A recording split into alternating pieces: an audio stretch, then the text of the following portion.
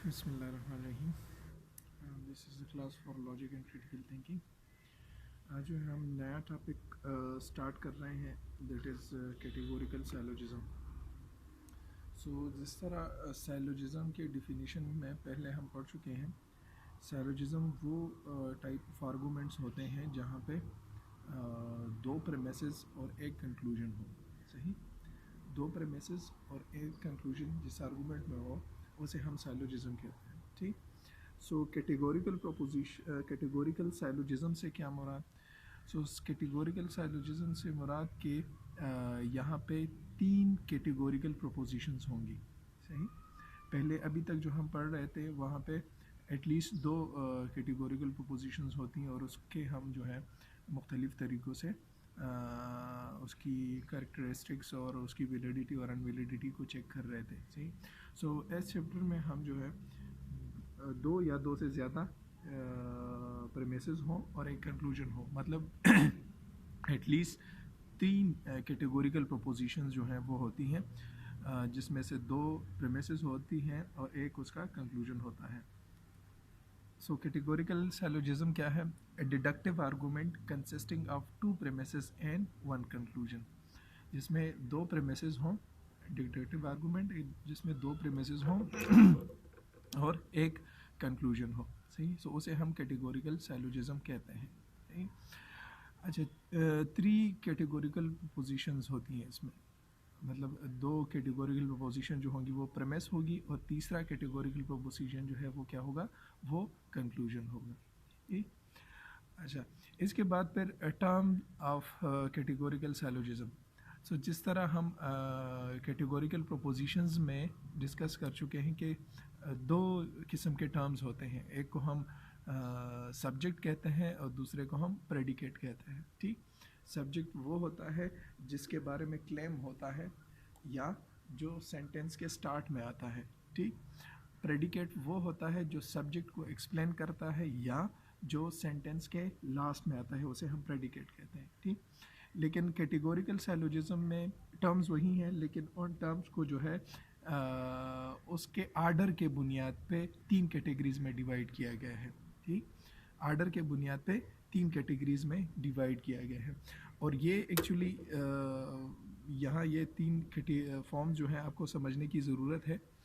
ये ज़रूरी इसलिए है कि आगे जितनी भी जो कैटेगोरिकल सैलोजिज़म की हम वैलिडिटी या अनवैलिडिटी पढ़ेंगे, सो उसमें इन टर्म्स का मेजर रोल है। सही, इस टर्म्स का मेजर रोल है क्योंकि इसी टर्म्स की बुनियाद पे हम उसकी वैलिडिटी या अनवैलिडिटी को डिसाइड करेंगे। सही, सो कैटेगोरिकल सैलोजिज़म में तीन टर्म्स होती हैं, एक को हम मेजर टर्म कहते हैं, एक माइनर टर्म है, तीसरा मिडल टर्म है। सही, मेजर टर्म कौन सा होगा? Predicate of the conclusion. सही, कंक्लूजन का जो प्रेडिकेट होगा वो मेजर टर्म होगा, मतलब कंक्लूजन का जो सेंटेंस है, जो प्रोपोजिशन है, उसमें जो लास्ट टर्म आएगा उसे हम मेजर टर्म कहेंगे। ठीक। माइनर टर्म क्या होगा? सो कंक्लूजन का जो सब्जेक्ट है, सही, कंक्लूजन में जो टर्म पहले आ रहा है, जो कैटेगरी पहले आ रही है, उसको हम माइनर टर्म कहेंगे। सही, मिडल टर्म क्या होगा? मिडल टर्म वो होगा जो प्रेमिसेस में तो शो हो रहा है लेकिन कंक्लूजन में वो शो नहीं हो रहा। ठीक, वो कैटेगरी जो को प्रेमिसेस में शो हो रही है लेकिन कंक्लूजन में शो नहीं हो रही। ठीक, occurs once in each premise but not in conclusion, वो दोनों प्रेमिसेस में शो होगी लेकिन कंक्लूजन में शो होने नहीं होगी। ठीक, ये मिडल टर्म का क्या किरदार होता है कि ये मिडल टर्म जो है इन दो प्रेमिसेस को आपस में जोड़ता है। सही, इसे हम आप जो है ग्लू कह सकते हैं। मिडल टर्म को आप ग्लू का नाम दें, मतलब इसी से आपको ये याद भी रहेगा कि मिडल टर्म क्या होगा? ये एक ग्लू का किरदार अदा करता है जिसमें आप दोनों प्रीपोजिशंस जो हैं, प्रेमिसेस जो हैं, उसको आपस में जोड़ते हैं। ठीक, सो ये एक जो एग्जांपल आपके सामने पड़ा हुआ है, that is all soldiers are patriots, so no traitors are patriots, therefore no traitors are soldiers। so ये एक कैटेगोरिकल सैलोजिज़म जो है का एग्जांपल है। कैटेगोरिकल साइलोजिज्म क्यों? क्योंकि कैटेगोरिकल साइलोजिज्म के एग्जांपल में डिफिनीशन में हमने पढ़ा कि इसमें 3 कैटेगोरिकल प्रोपोजिशंस होंगी, सही। सो यहाँ पे 3 कैटेगोरिकल प्रोपोजिशंस हैं, 2 प्रेमिसेस हैं और एक जो है उसका कंक्लूजन है। सो जो लास्ट में आ रहा है ये क्या है? ये कंक्लूजन है, सही। अब हमने क्या करना है, इसमें टर्म्स जो है वो डिफ़ाइन करने हैं, सही। टर्म्स डिफ़ाइन करने हैं। सो टर्म कौन कौन से हैं? एक है मेजर टर्म, दूसरा है माइनर टर्म और तीसरा है middle term. So major term, जिस तरह हमने कहा कि this will be the predicate of the conclusion. So predicate कौन सा होता है? प्रेडिकेट वो होता है जो सेंटेंस के लास्ट में आता है। सो कंक्लूजन के लास्ट में क्या आ रहा है? कंक्लूजन के लास्ट में आ रहा है सोल्जर। सो सोल्जर इस कैटेगोरिकल साइलोजिज्म का क्या होगा? मेजर टर्म होगा, ठीक। ये इसका मेजर टर्म होगा।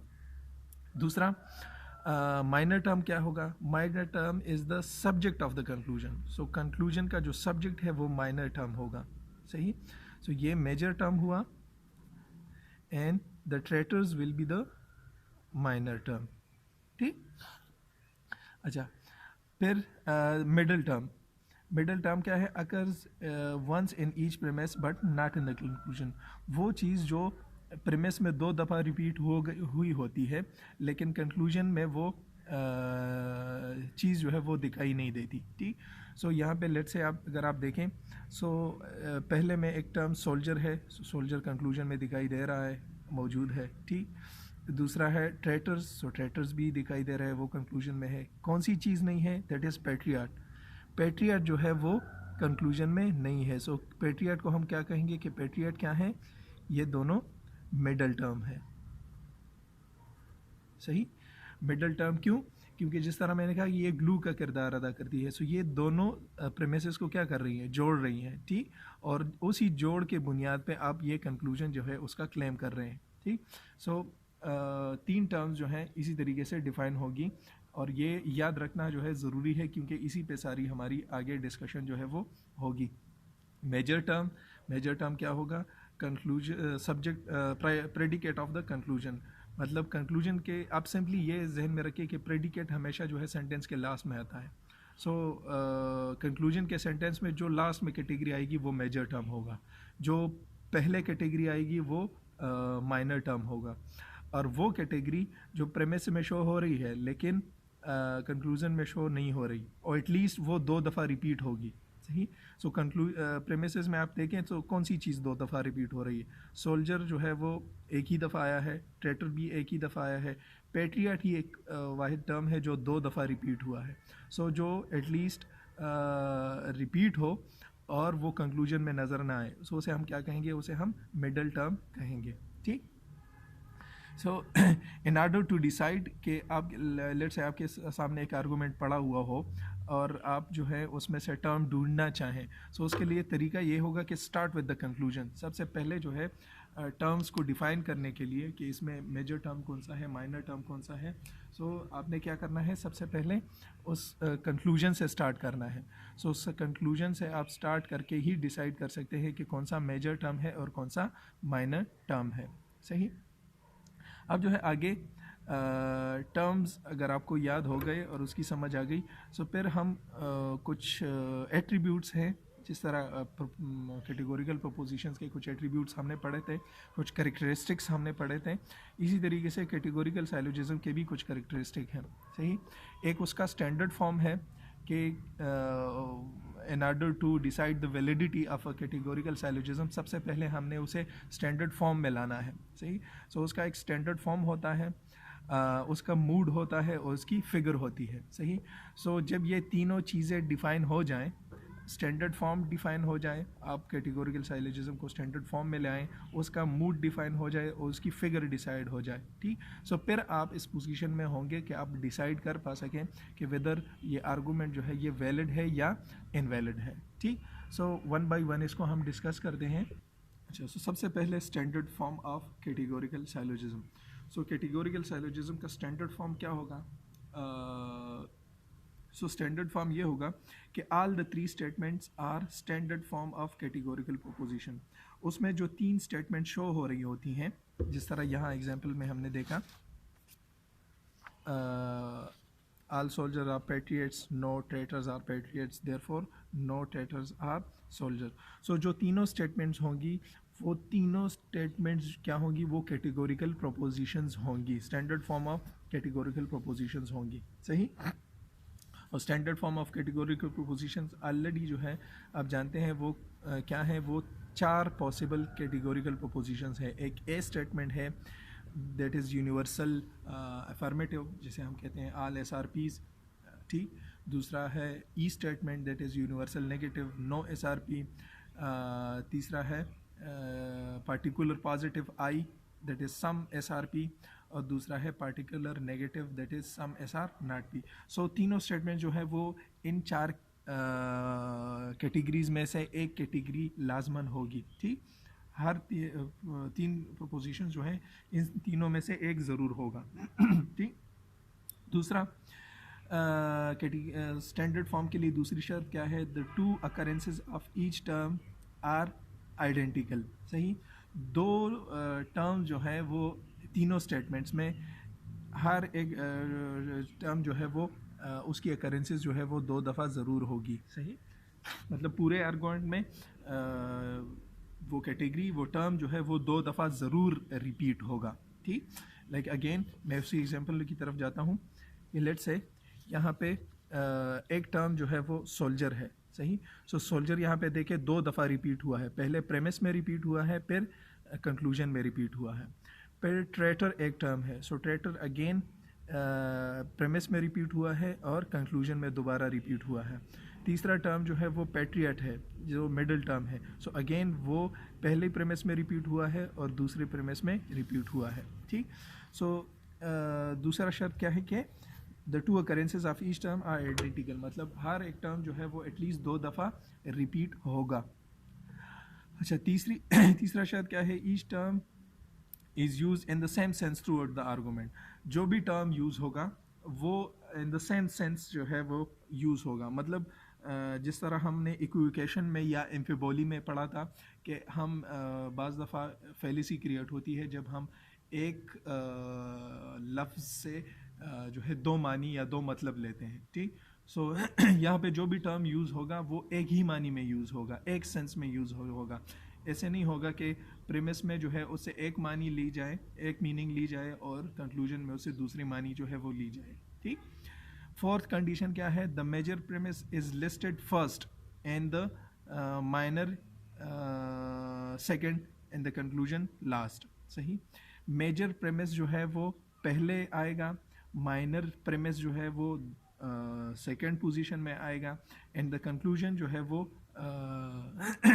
तीसरे पोजीशन पे आएगा, सही। सो यहाँ तो हमने पहले एग्जांपल में पढ़ा कि मेजर टर्म क्या है और माइनर टर्म क्या है। सो जिस प्रेमिस में मेजर टर्म आएगा उसे हम मेजर प्रेमिस कहेंगे, ठीक। और जिस प्रोपोजिशन में या जिस प्रेमिस में माइनर टर्म आएगा उसे हम माइनर प्रोपोजिशन कहेंगे। लेट्स से यहाँ पे तो हमने डिसाइड कर दिया कि सोल्जर जो है वो मेजर टर्म है और ट्रेटर क्या है वो माइनर टर्म है, सही। अब जिस प्रेमिस में मेजर टर्म शो होगा उसे हम मेजर प्रेमिस कहेंगे। सो मेजर प्रेमिस जो है मेजर टर्म जो है वो किस प्रेमिस में शो हो रहा है, पहले प्रेमिस में शो हो रहा है, दैट इज़ सोल्जर वो जो है वो पहले प्रेमिस में आ रहा है, ठीक। सो इस प्रेमिस को हम क्या नाम देंगे, इस प्रेमिस को हम नाम देंगे कि ये क्या है, ये मेजर प्रेमिस है। क्यों मेजर प्रेमिस है, क्योंकि इसमें मेजर टर्म आया है, ठीक। माइनर प्रेमिस कौन सा होगा, जिसमें माइनर टर्म जो है वो शो हो रहा होगा। सो माइनर टर्म यहाँ पे क्या है, ट्रेटर। सो दूसरा प्रेमिस जो है वो माइनर टर्म है क्योंकि उसमें माइनर टर्म शो हो रहा है, ठीक। सो स्टैंडर्ड फॉर्म के लिए ज़रूरी है कि मेजर टर्म वो पहले स्टेटमेंट में शो हो, पहले प्रोपोजिशन में शो हो, और माइनर टर्म जो है वो सेकंड प्रोपोजिशन में शो हो, सही। सो तभी वो आर्गूमेंट क्या होगा, वो स्टैंडर्ड फॉर्म में होगा। सो फिलहाल ये स्टेटमेंट जो हमने लिखी है ये स्टैंडर्ड फॉर्म में है। स्टैंडर्ड फॉर्म में क्यों है, क्योंकि मेजर टर्म जो है दैट इज़ सोल्जर वो पहले प्रोपोजिशन में आ रहा है या पहले प्रेमिस में आ रहा है, ठीक। और जो माइनर टर्म है दैट इज़ ट्रेटर वो सेकेंड प्रेमिस में या सेकेंड प्रोपोजिशन में आ रहा है, ठीक।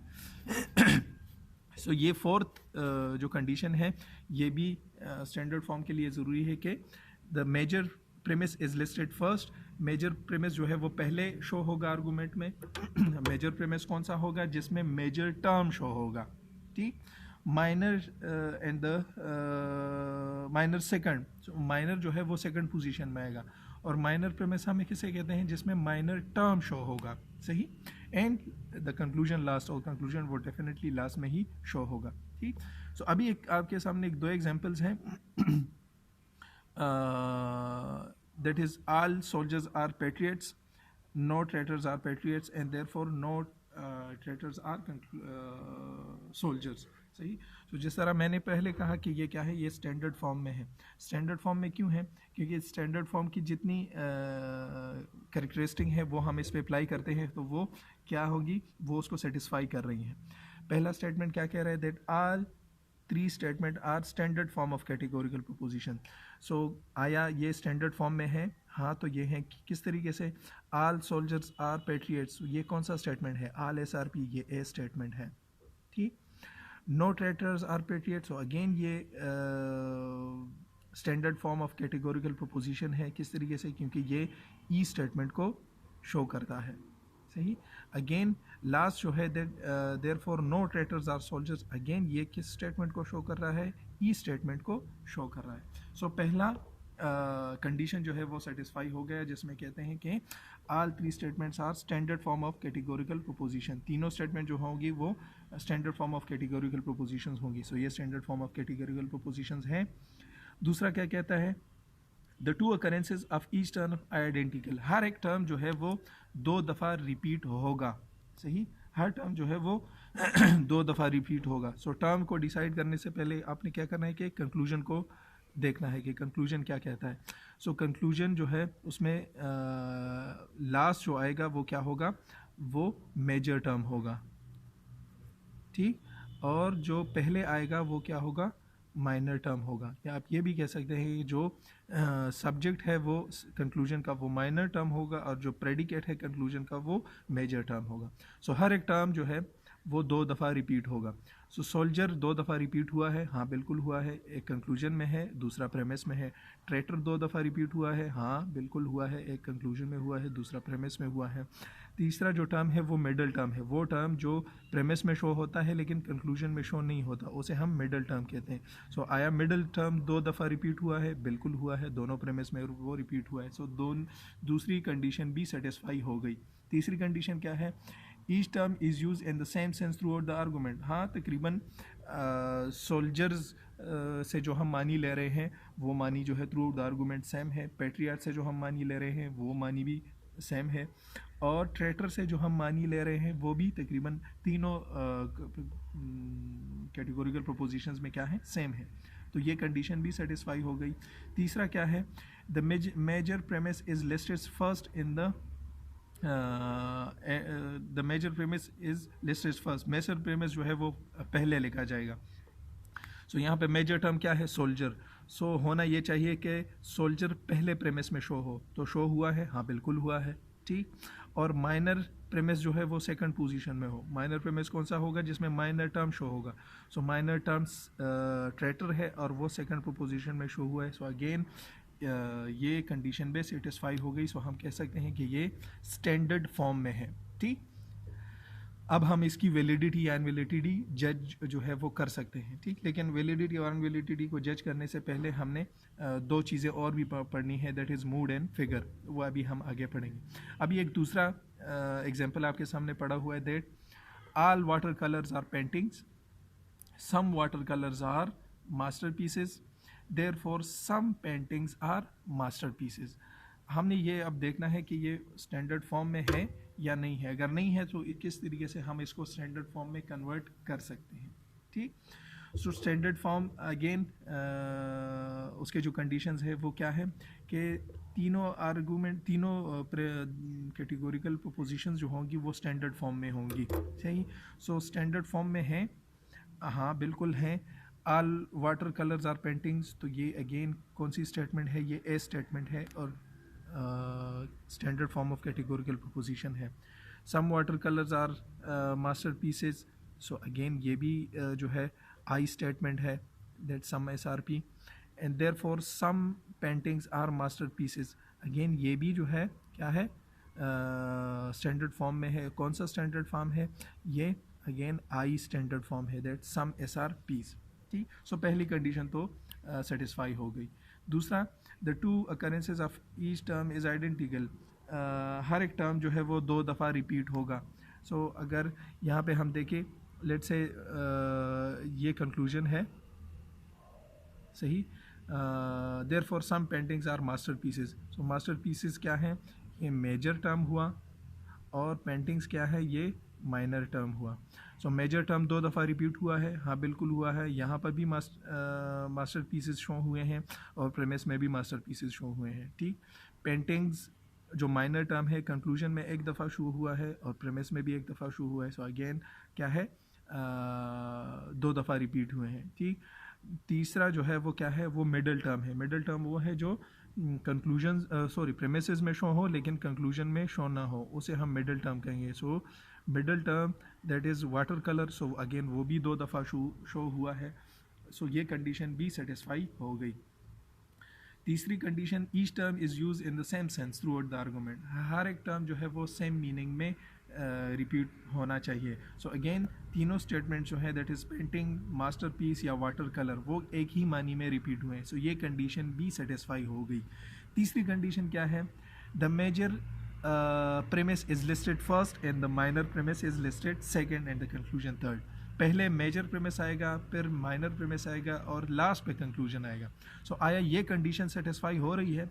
सो मेरे ख्याल से ये कंडीशन जो है सेटिस्फाई नहीं हो रही। क्यों नहीं हो रही? क्योंकि यहाँ पे मेजर टर्म क्या है, मास्टर पीसेस, सही। सो होना ये चाहिए कि पहला प्रेमिस वो आए जहाँ पे मास्टर पीसेस का जिक्र हो, सही। सो यहाँ पे जो पहला प्रेमिस है, all watercolour are painting. So यहाँ पे जो मेजर प्रेमिस है वो नहीं है, सही। कौन सा प्रेमिस है? माइनर प्रेमिस है। माइनर प्रेमिस जो है वो कह रहा है कि पेंटिंग जो है वो माइनर टर्म है, लिहाजा जिस स्टेटमेंट में पेंटिंग शो हो रहा है वो माइनर टर्म है। सो यहाँ पे माइनर टर्म पहले आ रहा है, ठीक। सो इसको स्टैंडर्ड फॉर्म में लाने के लिए हमने क्या कर रहे हैं, इसको इस प्रेमिसेस को क्या करना है, रिप्लेस करना है। सो ये क्या है, स्टैंडर्ड फॉर्म में नहीं है, क्योंकि फोर्थ कंडीशन जो है वो वायलेट हो रही है। फोर्थ कंडीशन कहती है कि पहला प्रेमिस क्या होना चाहिए, पहला प्रेमिस जो है वो मेजर टर्म वाला होना चाहिए, और यहाँ पे मेजर टर्म जो है वो सेकंड प्रेमिस में शो हो रहा है, फर्स्ट में शो नहीं हो रहा। अच्छा, to put it in the standard form, इसको स्टैंडर्ड फॉर्म में लाने के लिए हमने क्या करना है, इन प्रेमिसेस की जगहों को तब्दील करना है। सो किस तरीके से करेंगे कि लेट्स से हम कहते हैं दैट ये हमारा कंक्लूजन है, therefore some paintings are master pieces. So पहले ये मेजर टर्म है और ये माइनर टर्म है, सही। सो पहले हमने वो प्रेमिस रखना है जिसमें मेजर प्रेमिस शो हो, सही। सो अगेन हमने क्या किया कि इन प्रेमिसेस की जगह तब्दील कर दी। हमने पहले सबसे वो प्रेमिस डाला जिसमें मेजर टर्म शो हो, सही। So some water colours are master pieces, ये हमने नीचे से उठा के ऊपर रख दिया। और दूसरा प्रेमिस क्या लिख दिया, all water colours are paintings, जो पेंटिंग माइनर टर्म है, सो वो माइनर प्रेमिस में शो होगा। अब ये आर्गूमेंट जो है या कैटेगोरिकल साइलोजिज्म जो है ये क्या है, ये स्टैंडर्ड फॉर्म में है, ठीक। अच्छा, स्टैंडर्ड फॉर्म जो अभी हमने पढ़ा उसको अगर हम समराइज करना चाहें तो किस तरीके से करेंगे कि लेट्स से आपके पास 3 जो है कैटेगोरिकल प्रोपोजिशंस होंगी, 2 प्रेमिस होंगी, और तीसरा जो है वो क्या होगा, वो कंक्लूजन होगा, ठीक। सो कंक्लूजन में जो पहला टर्म आएगा उसे हम माइनर टर्म कहेंगे, सही, या जो कंक्लूजन का सब्जेक्ट होगा उसे हम माइनर टर्म कहेंगे, और जो कंक्लूजन का प्रेडिकेट होगा उसको हम मेजर टर्म कहेंगे, सही।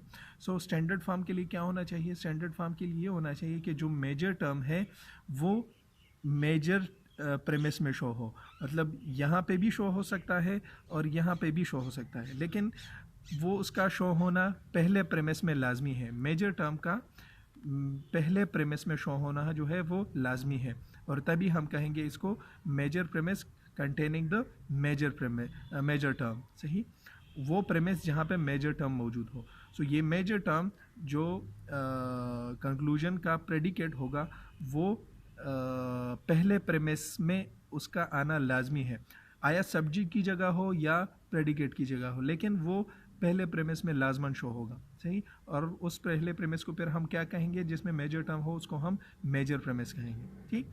दूसरा है माइनर टर्म। सो माइनर टर्म का दूसरे प्रेमिस में या सेकंड प्रेमिस में शो होना लाजमी है, सही। यहाँ पे शो हो या यहाँ पे शो हो, मतलब सब्जेक्ट की जगह शो हो या प्रेडिकेट की जगह शो हो, लेकिन माइनर टर्म जो है वो दूसरे प्रेमिस में ज़रूर शो होगा, सही। और उस दूसरे प्रेमिस को हम फिर क्या नाम देंगे, माइनर प्रेमिस उसे कहेंगे, कंटेनिंग द माइनर टर्म, सही। सो होपफुली स्टैंडर्ड फॉर्म यहाँ तक आपके समझ में आ गया होगा। इसके अगेंस्ट अगर आपका कोई क्वेश्चन है तो आप पूछ सकते हैं। Thank you.